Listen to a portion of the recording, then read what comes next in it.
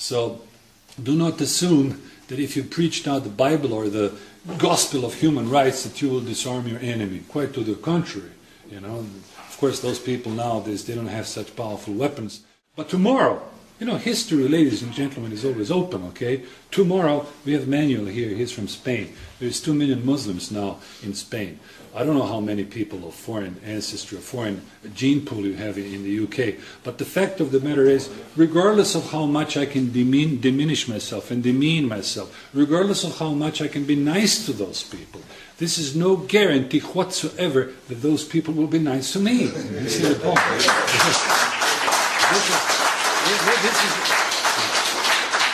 This is where many even leftists, they err. You know, I know some. Look, I grew up with them, so I know. I guess I know what I'm talking about because, look, I grew up in California with leftists and folks, so I guess I know how they think. And I would ask them, I would sometimes tease them. Well, why don't you go to Compton? You know, Compton is down south and it's southern LA. You know, it's all black. Okay, I'll go there, just visit them. Okay, and try to, you know, take a plaster, take a poster and say, I'll help you out. He won't last for a long time. Because even white cops, they don't go there. Only black cops visit that area. See? That's the law of nature.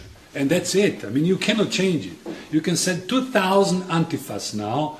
You probably know, of course, London much better than I do. You can send them to the areas, to the quote-unquote, to those black areas. But it's very questionable how they will be received. See? It's very questionable.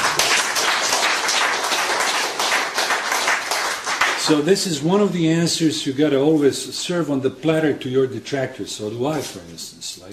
Like for instance, I wrote recently a piece in Croatia. You know, now Croatia is now on the verge of becoming the full-fledged member of the European Union. It already is. It's a white enclave, no question. Beautiful country. Hence the reason I'm there now, not in the States, because I can at least I can have my cigarette and I can have my coffee in the center of the city. I can watch nice women around, and you don't see people from different gene pool. So I would encourage you to go there for the time being. I don't know how it's going to look like next year.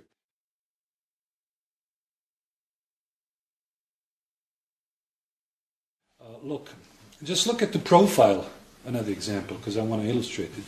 Look at the profile of missionaries from the UK. Or look at the profile of Catholic missionaries from Croatia. You know, Croatia is a very Catholic, very conservative country, right? Look at the profile, racial profile, and of course, intellectual profile, of by and large, of Christian missionaries in the third world countries. All of them, without exception, are what? They're whites, right? Now ask yourself a rhetorical question. How many people, let's say, from Saudi Arabia, and how many people, let's say, from, Arab Peninsula, or India for that matter, how quick were they? How fast were they? How forthcoming were they during the Haiti disaster, you know? It was all the whites who came there, you see? Probably to buy themselves off, probably to cover up their complex of inferiority. This also explains that. But the fact of the matter is, those people are very much inbound. They have a very strong sense of their in-group. Okay, so I'm using the term from my friend Kevin McDonald, in-group and out-group. They are very, very closely knit communities, okay? Of course, I may have some respect for the Palestinians, but I'll tell you quite frankly, and I don't want to sound Machiavellian, I don't care. It's the problem of the Qataris, it's the problem of Iraqis. Those people are ultra rich, they're mega rich. They could buy them, they could ship them weapons. Why should I care now and now vicariously show some sympathy for the Palestinians just because obliquely I may be in a disagreement with Israel? I don't this type of a reasoning I don't like, you know. They have their tribe, there are lots of them, there are lots of people in Jordan as well, you know, there are lots of Palestinians living there. I know some folks there as well. So let them help each other. But I am interested in the well-being of my white man. That's what I'm interested in. I want to find out how many people are employable here, people who are in there 17, 18, or probably my son tomorrow, whatever.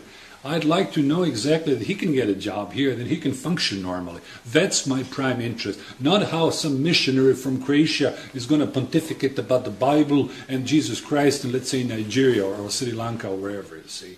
Our prime interest is our own people. And there is nothing bad about this. There is nothing racist about it. This is a normal biological impulse.